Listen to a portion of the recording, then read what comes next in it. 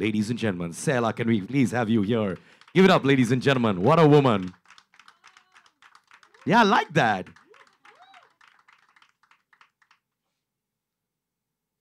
Thank you. I hope I can live up to that introduction here. So my name is Sela Kiryat, and I'm the writer, director, and co-producer of The Valley. The Valley is truly, it was a labor of love for me. And announcing here in India during World Mental Health Day has a special meaning because it really deals with the topic of depression and suicide, and does it in the context of present day world. And depression is actually on the rise in the current environment, even though by and large the state of the human condition is improving in many ways. I mean, we're definitely more affluent, more healthy than we were in the past. So it's kind of a big question. Why is it increasing? And that's one of the questions I grapple with in the Valley, which is our present day value system and what we're focusing on is making us less connected as people and having fewer meaningful relationships in our lives and less of a support structure. And so that's contributing to this whole problem of depression. And I'm sure we'll discuss this further in our panel, but that's kind of the tie between the movie and World Mental Health Day and why we have put this panel together to talk about this topic. Thank you so much, and I request you to please take your seat. Thank you. Give it up for her, ladies and gentlemen. A very dear friend of mine, but what do I say? Do I talk about her as a human being, an artist, or both? Dilemma for me because she excels in every department. Indian actress, model, DJ. She plays Rupa in The Valley, who's the mother of 2 daughters. Known for Dil Chahta Hai, fashion, and the other side of the door, ladies and gentlemen, Suchitra Pillai.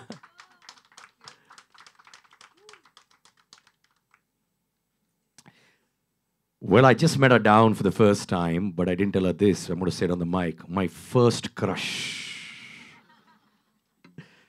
You know, sometimes I get empowered holding the mic. I was actually speechless down there. I just said hi, hello, blah, blah, blah. But anyways, a woman who's broken norms in every aspect of her life, as an individual, as an actress. Straightforward, upfront, bold, fearless in an approach to everything. Ladies and gentlemen, Pooja Bhatt.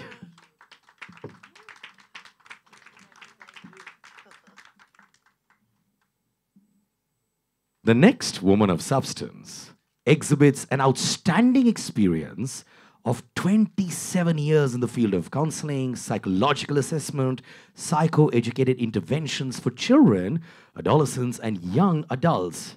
She will give us rock-solid insights today.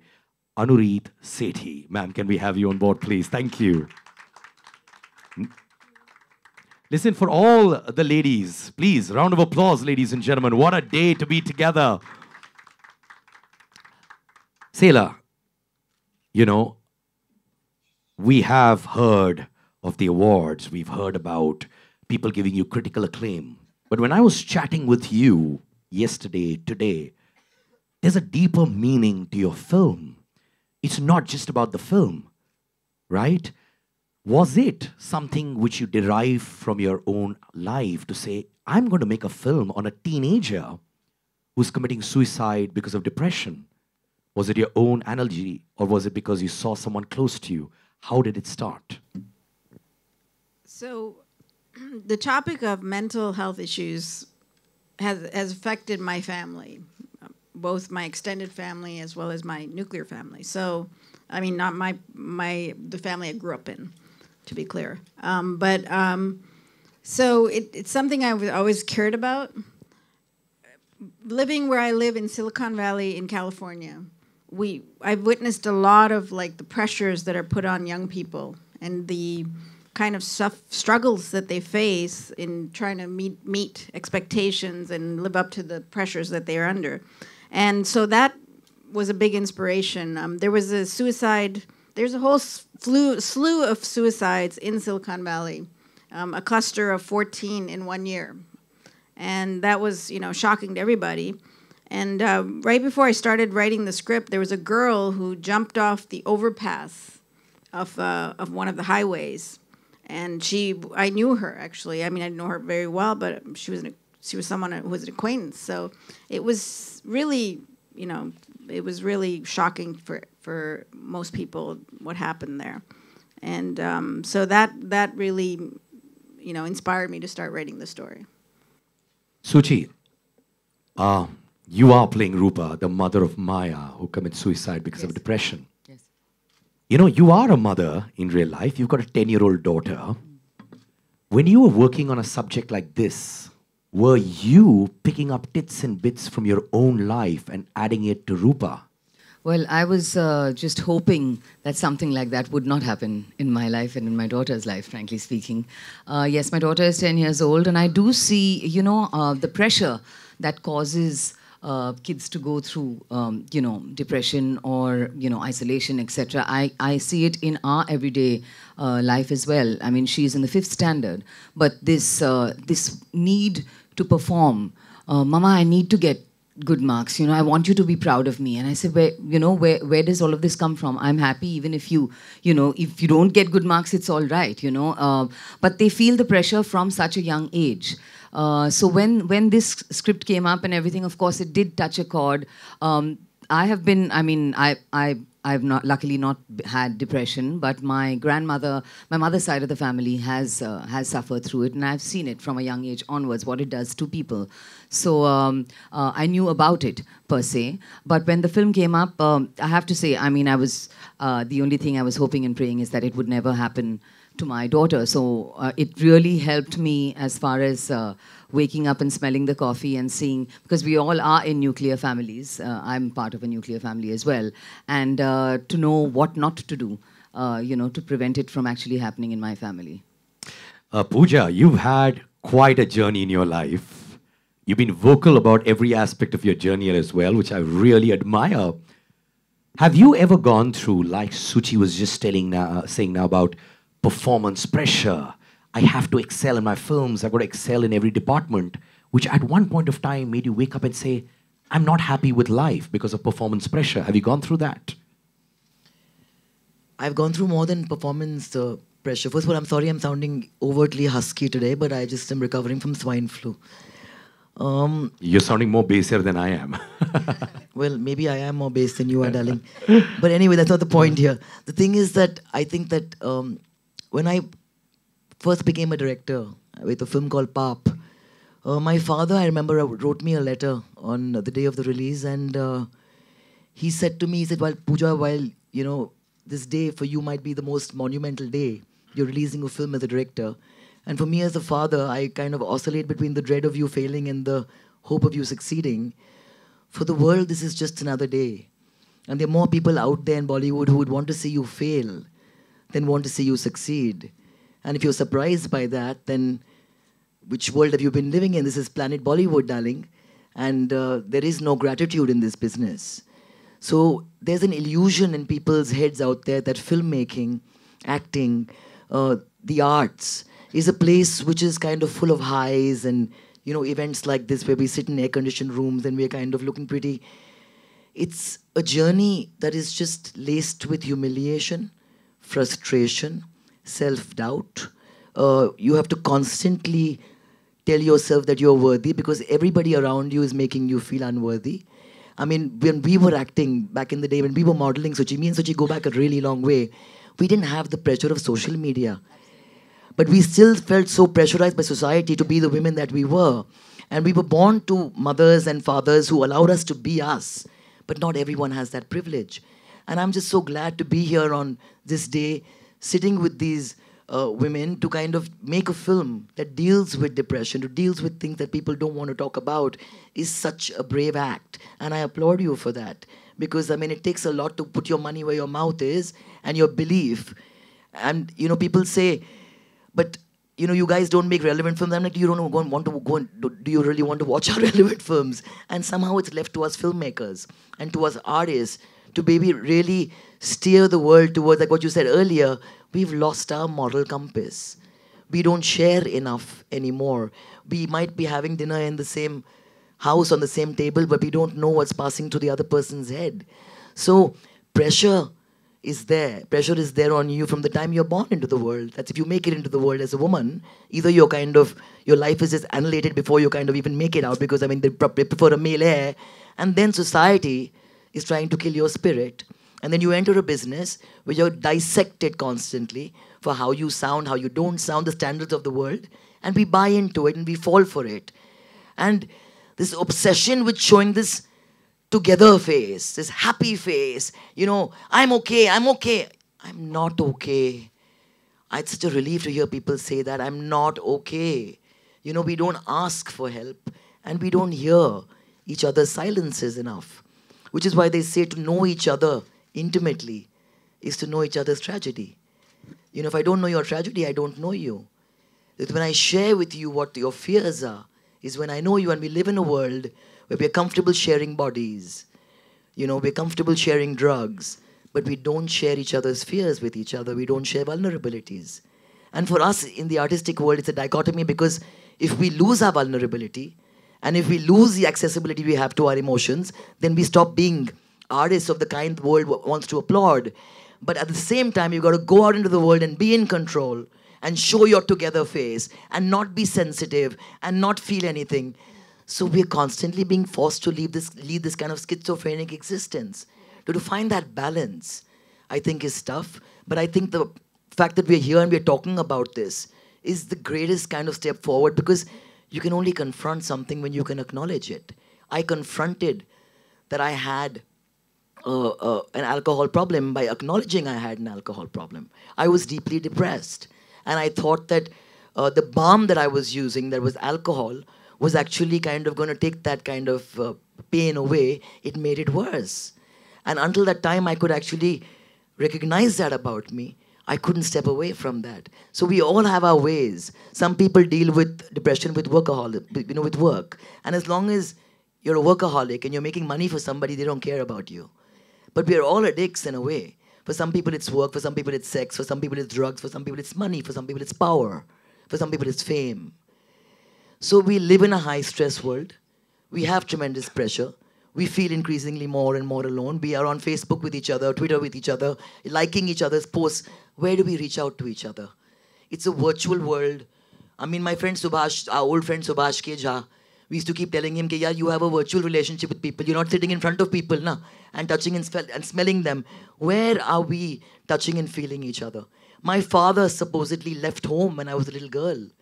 According to the world, I come from a broken home. But my father never left home. It was a matter of geography.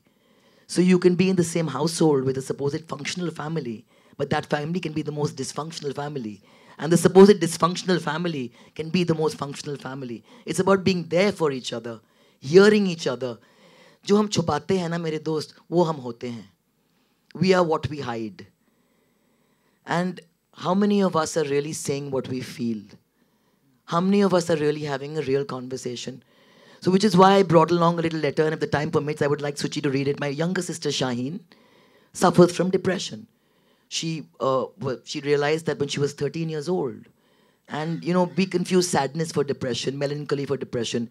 Hers is a crippling depression where वो दिनों के लिए मतलब उठ नहीं सकती है. My father put it beautifully. He said she wakes up in the desert every day and waits for spring, you know.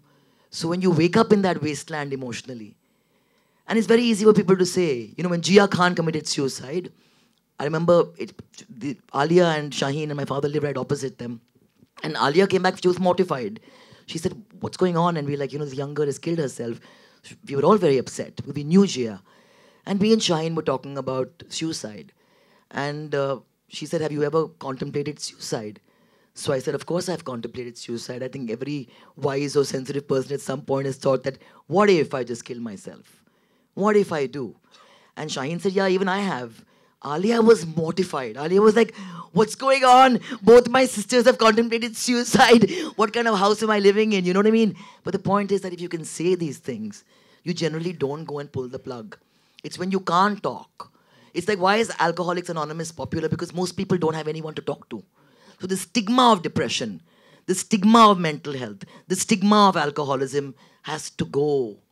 I remember many years ago, there was a young man who kind of went in with a sickle or a kind of just slashed a young girl from the northeast at Gateway of India.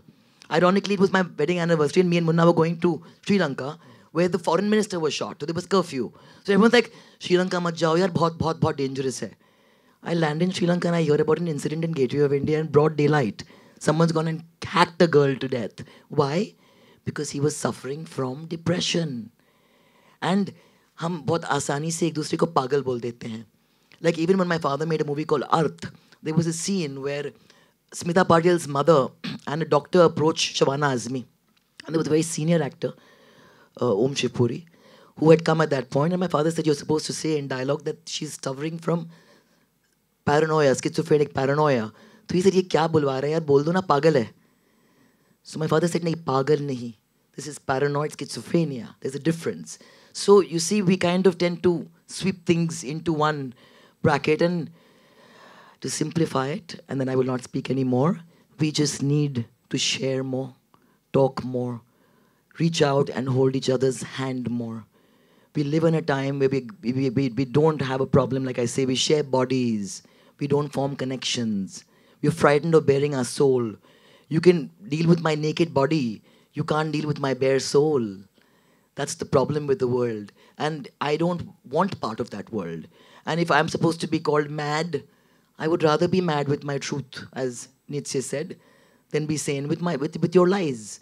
So that's where I am. But to finish off, congratulations, congratulations, congratulations. We need more work like this. Thank you. Suchitra, she just mentioned a letter which Shaheen had written. Yes. You have it with you. I'd do, love you yes. to read it for us. And very thoughtful of Pooja to get it along with us. So thank you so much. I'm just riding off my sister's pain. See, that's what I'm saying. You know, my father always says, he says, like, you know, the pearl formed because somebody is in great distress and the world calls it art then. So this is an article that Shaheen had written. When I woke up last week, I didn't feel quite normal. I felt it almost as soon as I opened my eyes. I wanted to get out of bed, but I found myself unable to move. As the minutes wore on and I lay motionless in bed, I began to notice a dark, heavy feeling that inexplicably had not been there since the night before. I felt weighed down and empty all at once. Sad and somehow devoid of all emotion. Negative, toxic thoughts began to flood my mind like poison, and they eventually, over the course of the day, distorted everything good in my life to such an extent that I could no longer see good or even believe it existed. Like always, I scanned my mind for a reason, a trigger, anything that could explain why I was feeling this way. I found nothing. Life was for all purposes, good, even great. But here I was, feeling like my whole world was coming crashing down and I had nowhere to go to stop from being crushed beneath it. This time, this feeling lasted a week. The first time I felt it, I was a couple of months away from my 13th birthday. This can't be normal, I remember thinking to myself. I'd recently put on a lot of weight, and the kids in my class had started making fun of me. I attributed the feeling to the fact that I didn't like being made fun of, and the logical solution emerged. Lose the weight, lose the feeling. Over the next 3 months, I dangerously but diligently ate close to nothing. And unsurprisingly, by the time my 13th birthday rolled around, I had lost all the weight, and no one was making fun of me anymore. But want to know a little secret? That feeling, that dark, niggling, unpleasant feeling stayed firmly put. That's where my journey with depression began. I now have about 7 to 10 episodes a year, each ranging between 3 to 10 days. There also began a cycle of self-inflicted punishment in the hope that fixing my external world would eventually help fix my internal one. It's an idea I'm still struggling to unlearn. For those who haven't experienced depression firsthand, the idea is difficult to grasp. There is the tendency to confuse depression with sadness. Sadness is a normal human emotion. We have all felt sad and we will all feel sad again. Feelings of sadness are usually triggered by an upsetting event or problem. Once the problem has resolved itself or the event has passed, we usually feel better and the negative emotion passes. Depression is entirely different. It needs no trigger, and sadness is just one of its many symptoms. As Stephen Fry once said, depression isn't a straightforward response to a bad situation. Depression just is, like the weather. Everyone with depression experiences it differently. We all suffer in different ways. The one thing that I found remains constant, however, is the feeling that you are entirely alone. Depression is absolute in its isolation. It forces upon you a blackness and loneliness which, ironically, without help, you are usually powerless to escape.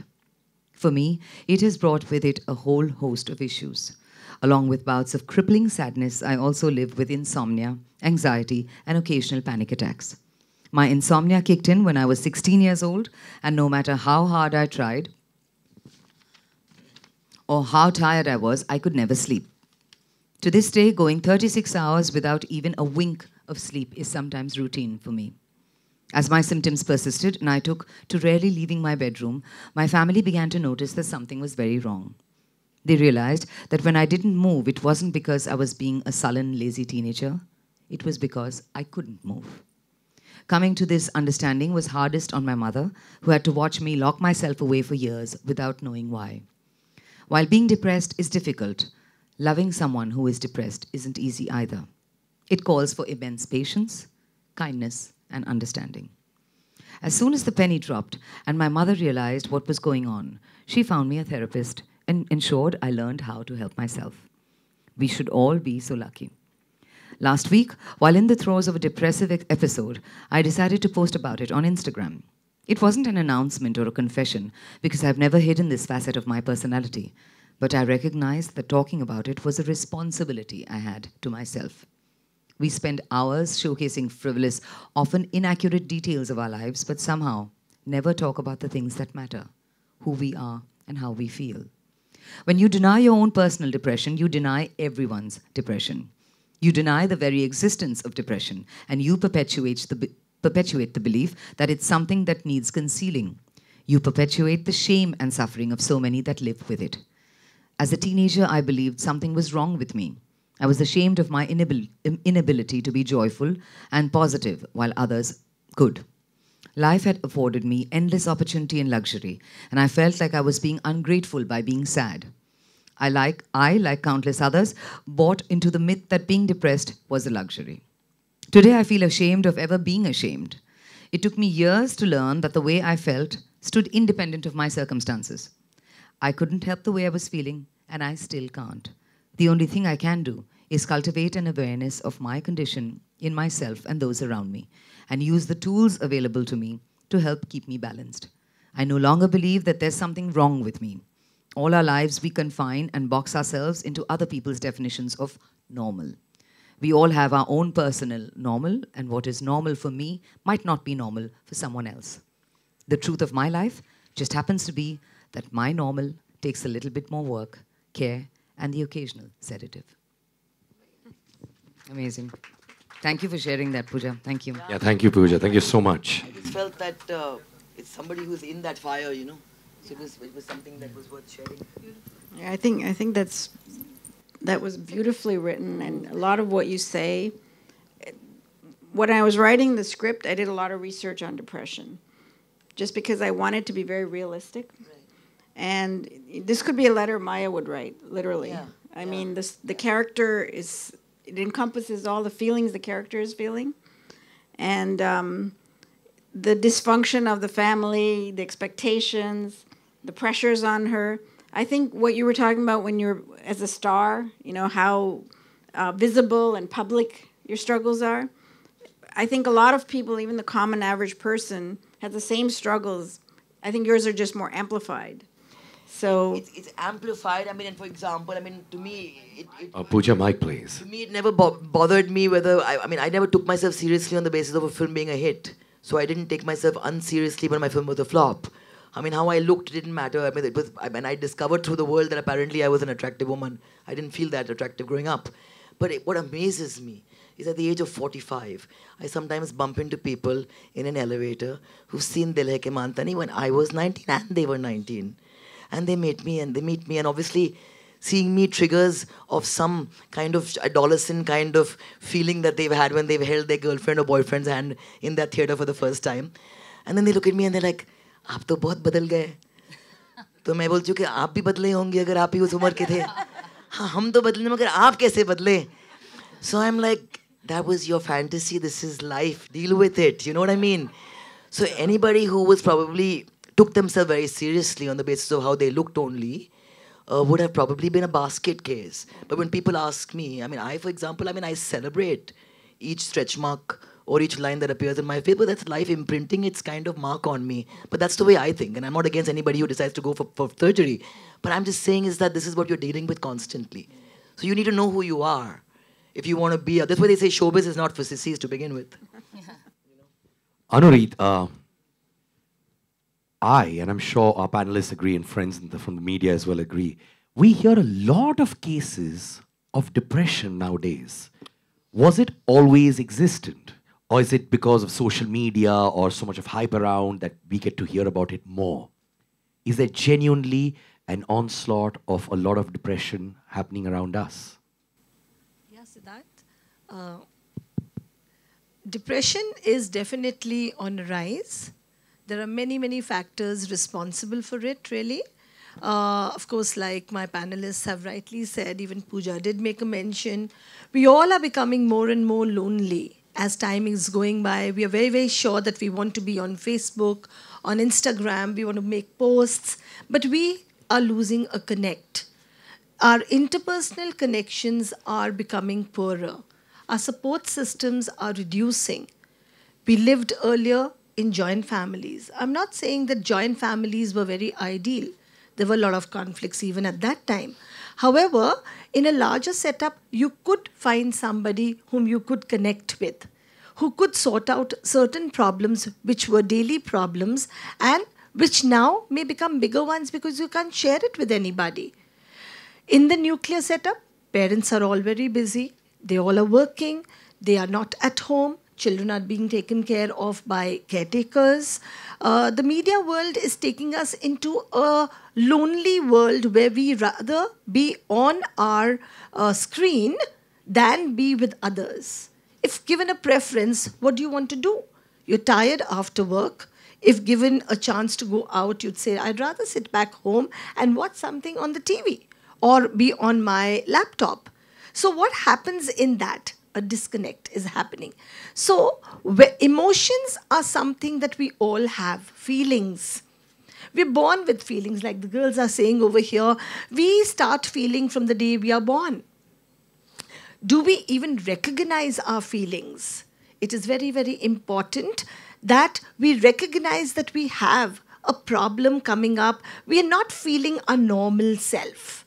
So now what is happening is, in the earlier times, if you were not normal or not feeling normal, there were other people around you in your network who would come to know that. They would recognize that this person's a big extrovert or would talk too much, is not interacting. But in today's time, nobody has the time to see that. So that is why even when I was watching The Valley, it is the father asks the friend that, was there anything about Maya which was different? Was she, and of course there's a mention of her being a very subtle and a sensitive girl. So when a person is, we all are sensitive, but others could be more practical. There are many people who could be highly emotional. So that adds on to us slipping into depression easily, because our emotions is something we need to all learn to tackle with. No, but that's because you're dealing with an apathetic world. Yeah. You are told in this day and age that if you feel something, something is wrong with you. The whole game is to numb you. Why the hell is cocaine so popular? Why the hell is alcohol so popular? Why the hell is pornography so popular? Because the whole idea is to numb you. They do not want you to feel. Society is telling you, suppress what you're really feeling. Say what the other person wants you to hear. To live like a robo is what is expected. If I don't say what you want, you won't give me money, you won't give me praise, you won't give me sex, you won't give me my house, you won't give me my whatever. Yeah. So you're just increasingly telling me, toe the line, feel like everybody else, fall in line, and just be a kind of a... Mechanical. So that is why, Siddharth, now it is on a rise. Do you think it's important for parents to keep a track of their kid's life? Like in Maya's case, the parents didn't even know her. They didn't know her friends. They didn't know what she was going through in college. Nothing. They didn't know who her flatmate was or her roommate was.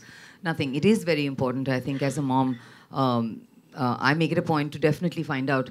I know my daughter's still only 10, but start as early as possible, but to find out who she actually hangs out with all the time, who are her closest friends, who does she talk to, and also not only that, not only the friends, when she comes back home, to have that little amount of time where you talk to them. You talk to them about anything and everything that's happened. It may seem stupid and silly to you, but it may be really, really big for the child, you know. So to make it a point to give that much time to listen. Listening is the main key. And as I said, I mean, screen time versus, she actually says that, my daughter, when she sees me on the phone sometimes a lot, she says, "What, Mama?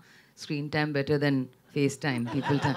And then I feel so guilty. Guilt is another huge, big factor, you know, for somebody like me. I swear, I mean, Anika, she really comes and says, "What, Mama?" And she makes a joke of it, but I feel really bad about it. And, you know, it kind of makes me wake up and say, okay, keep the phone away. Give them enough time to talk about whatever they want to talk about. You know, depression, a lot of it could be reduced if people actually were able to say what they're going through, to not feel that this is, you know, this is not normal, I shouldn't talk about it, you know, somebody else will feel something, even my own mom may not understand. It is about coming out there and just saying, because this is you, what you're going through. You know, it is you as a person, whatever it is you. And if not to your closest family, who would you talk to? You know, so that's a biggie. I think for families to realize that listening to anything and everything that your child wants to talk about, and not, you know, just pushing it under the carpet saying, "Oh, that's not important." Because I go back to the point where it really upset me, or really worried me recently, when my daughter had, you know, just exams. And she's 9.5, she's just about turning 10. And she came and said, "Mama, I really want to do well. I said, "For what do you want to do well, Anika?" "No, Mama, because you used to do well you're an engineer, Mama." I said, Who told you this, you know? Why? But why do you think? "No, but Mama, then everyone will be proud of me. No, you'll be..." I said, "Even otherwise, we're very, very proud of you." So where do they get all these impressions from? And if a 10-year-old can, you know, this can start affecting her when she's 16, that kind of pressure of, because my mom was an engineer and now she's an actor and I want to be that and I want to do exactly that. You know, you never know where that could lead them, which is why listening and just breaking down those, you know, silly notions that you've got to perform. That's one of the main things, I feel. For sure. No, and also, I mean, Suchi, to be able to tell your child it's okay to fail. It's okay, yes, exactly. You know, you should be applauded for that, because we don't say that enough. Yeah, I did. And our own. Absolutely. I mean, I told her, she said, "Supposing I get 10 out of 25. I said, "Supposing you get 8 out of 25. It doesn't matter. It's an exam. It's just a test. You'll do better in the next one. So what? It doesn't mean you're any less intelligent than, you know, than the other person. No, but so-and-so gets 24. And I said, so-and-so gets 24. You get 8, so what? You get 10, you get 15. Mommy doesn't care. You know, you have to make them feel comfortable. That's so important. Also, another very important thing that is coming up, as psychologists, we often feel that, one, we have nuclear families, smaller families. On top of that, we have one child. So there's so much pressure put onto the child, not only by the parents, but everybody around. 16-year-old girl. And one thing I realize is they're both vastly different. I mean, whoever has this nurture versus nature debate didn't have children, because, you know, they're born, coming out of the womb, they're so different, I think. And one thing that I feel you have to make them believe is that you accept them for who they are. You know, you don't have a cookie cutter model of what you picture them to be, and that's all you'll accept, you know. Whatever their strengths, their frailties, you accept them. And if they fail, you accept them. It should be unconditional. They have to feel that unconditional support. I think that's really key. And acceptance has to come even from your peer group. Your peer group, your teachers. Very many times, see, we deal with a lot of special needs children too. And these are the kids who lose their self-confidence very easily. They're the ones who lose their self-worth very easily. So it's very important that friends also build on a relationship with the child or your co-mate, so that you really tend to connect. It's not necessary that always it happens with family. Right. They may have very special friends, cousins, siblings, even in the movie. Whether the sibling came to know or not, siblings play a today Pooja's come so close to her heart, a letter from her sister, because it really matters. I mean, I lost my parents very, very young. And today, to me, my siblings are my major support system. If they were not there, I wouldn't be like this today. So it's very important to see whom are we seeking help and whom are we connecting with. And one of the things I show in the movie is, and I hate to say this, but we Indians are not very good at being supportive as a community. When, like if there's any kind of failure, we kind of tend to point out and sort of seek joy in other people's sorrows, And that's really sad. And especially it's worse in the immigrant community because you have this hyper-competitive group of people. They're all watching each other's kids and how they're performing, And there's a scene actually where, one of the moms is making fun of the fact that Maya only got into Longview State College or whatever, because that's a big deal. Like every kid, they all know each other's SAT scores or their test scores, and, all the parents will know the other kids' test scores, and they're comparing, and it's a lot of additional pressure and negativity for the kid, who's kind of struggling to find their place in the world. So it's one of the things that Indians could do a much better job, I think, is being a supportive community than we do. No, I have to second that. Every time I went outside the country for a concert, when I was younger and more reckless, I would have these young people come up to me and say that, we relate to you so much because you speak our language, unlike most of the other actors who don't speak our language. And they said the problem that we are having is our parents are stuck in a bubble and they're wanting to force feed us these kind of Indian values. At the same time, they want us to go out there and compete with a white person or a black person or somebody in the West. So what we are meant to be outside in office or in college or in university, we come home and we've got to kind of regress. So you're forcing your child to kind of lead this double existence, and it's okay.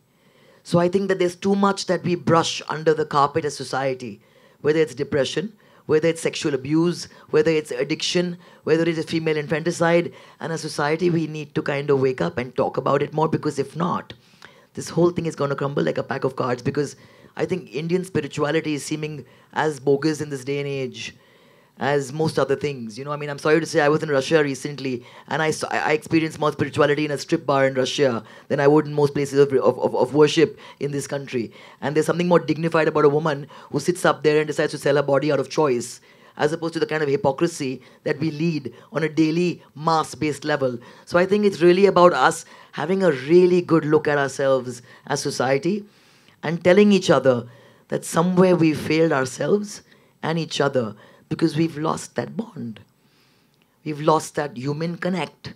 And what is that human connect? To understand that, hey, the other one feels as much self-doubt as I do, is as vulnerable as I am, is as fearful as I am, and just kind of reaching out, holding hands, and bleeding a little bit together, yeah.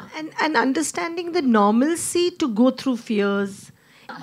See, it's because it's very important to go crazy. My kids often tell me, Mom, you're turning crazier as you're growing older. So it's okay not to be okay. Yeah. Right? Absolutely. Absolutely. Wow, I like that. It's okay not to be okay. Well, talking about that, I'm going to open it with our friends from the media. We'd like about 2-3 questions to be thrown at our dignitaries. You just need to lift your hand up and you can shoot your question. पूजा जी बहुत ही अच्छा लगा जिस तरह से आपने depression के बारे में हमें बताया।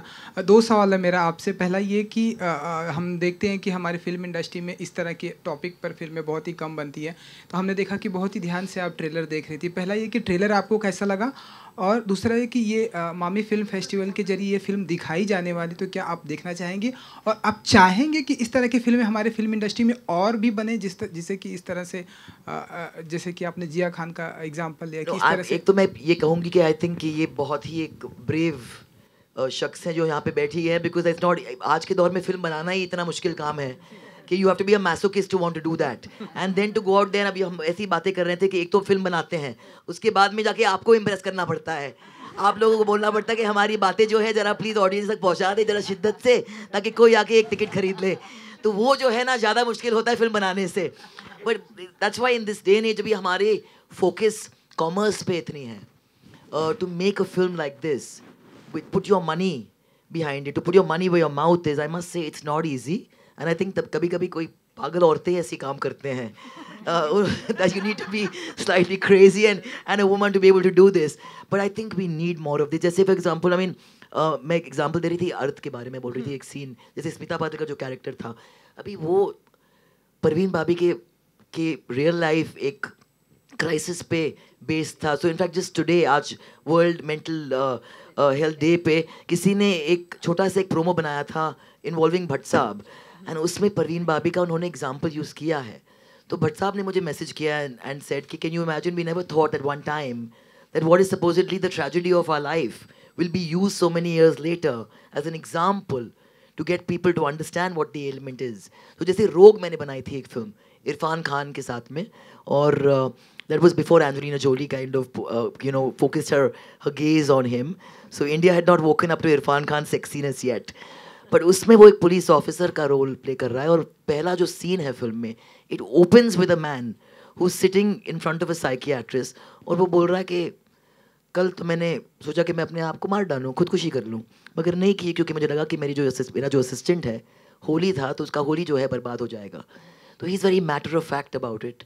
एंड वो पुलिस ऑफिसर है, हर दिन वो बहुत ही ब्लीक सर्कमस्टांसेस और सिचुएशंस के साथ डील कर रहा है. तो क्यों जिए भाई, उसका एक ये थॉट है. सो आई थिंक कि एक तो हमें ये चीज़ निकालनी चाहिए हमारे दिमाग के जहन से कि ये जो है ना, लोग सोचते हैं हिंदुस्तान में कि डिप्रेशन जो है यार वो एक अमीर, आप अमीर हो तो आपके पास ये मतलब ऐश और आराम है कि आप डिप्रेस्ड हो सकते हैं, हमें तो जाके काम करना पड़ता है. It's not something that is only restricted to the elite और द रिच और फेमस. सबको होता है यार, सबको हो सकता है, सबको है. आई मीन हु इज़ तन्हाई जो है, अगर आपने महसूस नहीं किए तो आप जिंदा ही नहीं हो मेरे दोस्त. I don't think that is possible for you have not to feel lonely at some point of your life. So I think that हाँ, मैं most certainly, सड़क 2 हम बना रहे हैं, सड़क 2 जो हम बना रहे हैं, संजय दत्त को ऐसे एक दौर में पकड़ रहे हैं जैसे वो आज के दौर में हैं. तो we are dealing with the issue of depression, मगर कमर्शियल फिल्म बना रहे हैं एक्चुअली हम.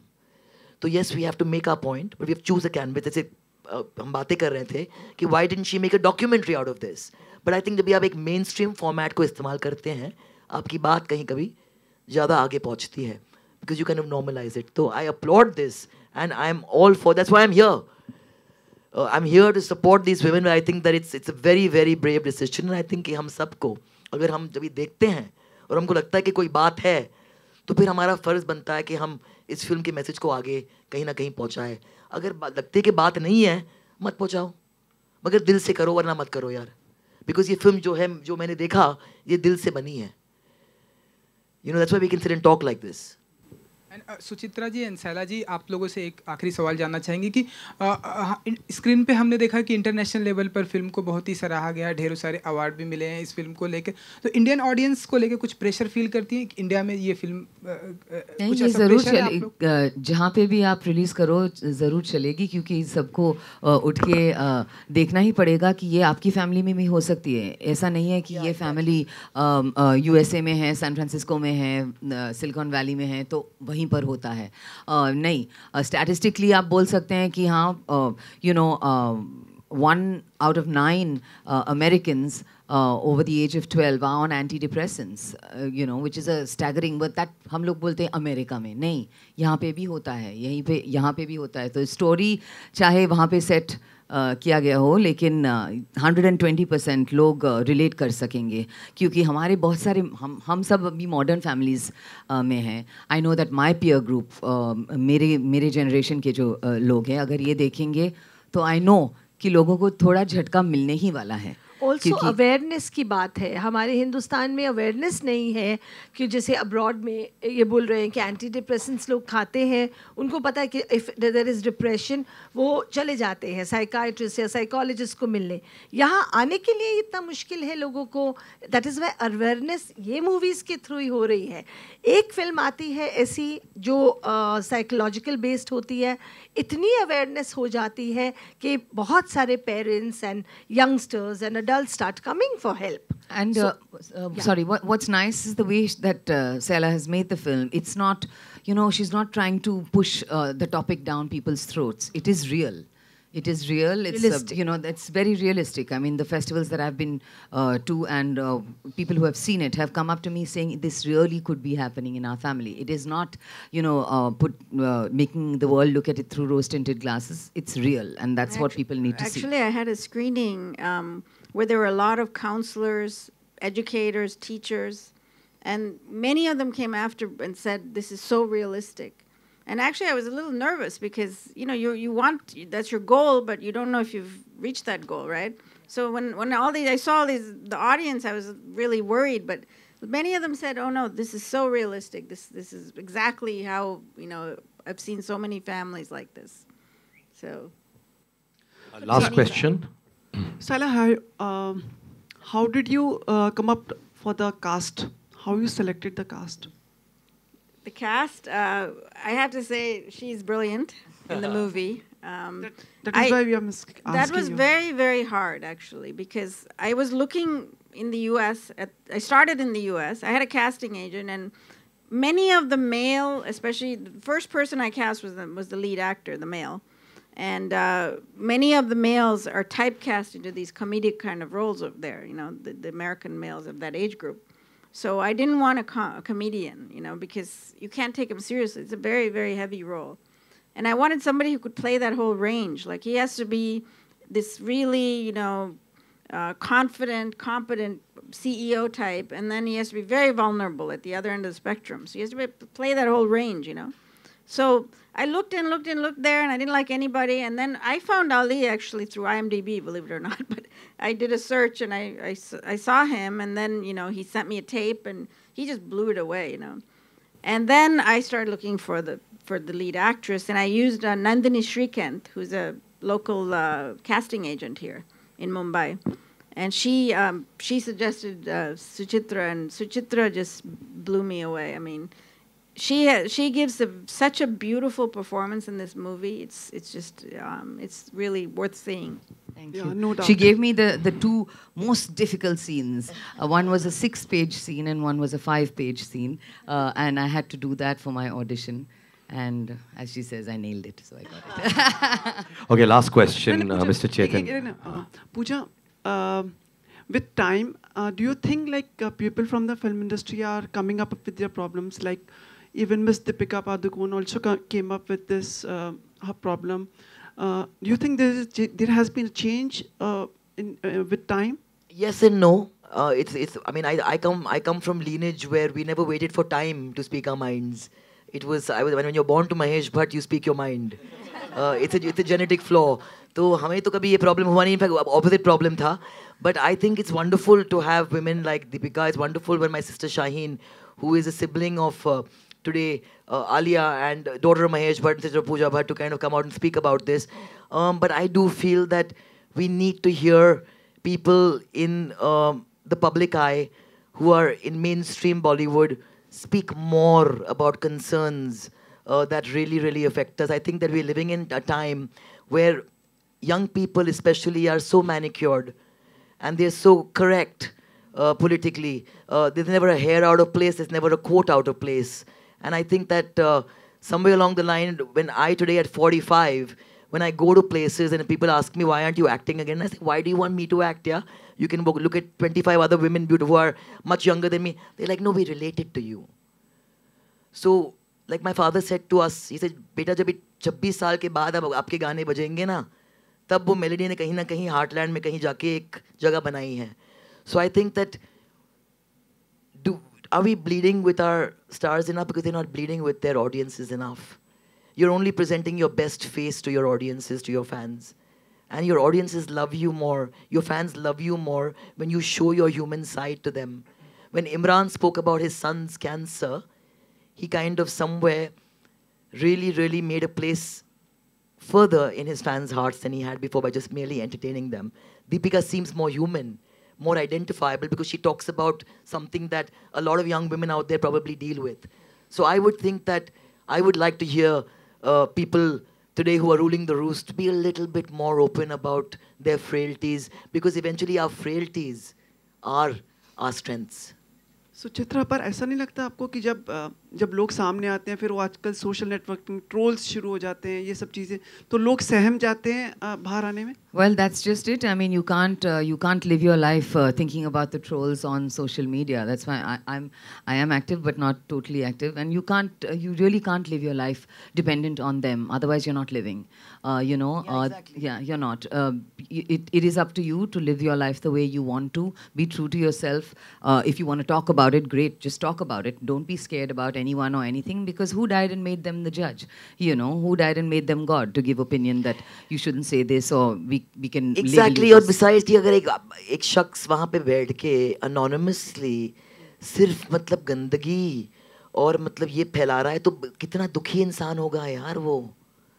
तो अगर हम सामने वाले को मतलब ह्यूमनाइज कर लेना, जैसे लोग बोलते हैं कि सेंसर बोर्ड, अरे सेंसर बोर्ड तो इंसान से ही बना हुआ है ना, कोई मतलब बाहर मतलब आसमान से तो आदमी नहीं आया है ना, वो भी डरा हुआ है यार कि मेरी नौकरी चली जाएगी अगर मैं साइन कर लूँगा.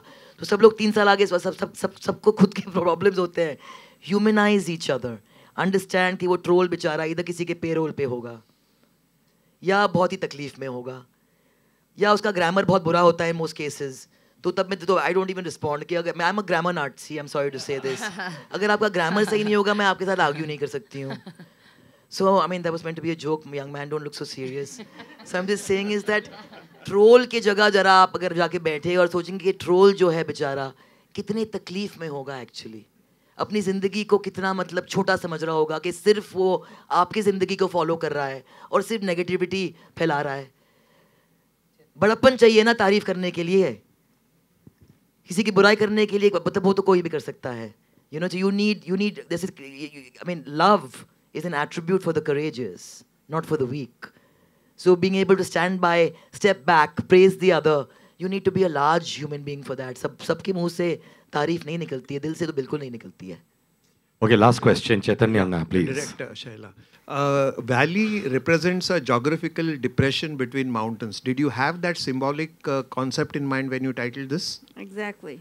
You're the only one who picked up on it, though. Oh, give it up for him, ladies and gentlemen. This is why I say we need to rewind and go back to the days when people read more into things that they should have.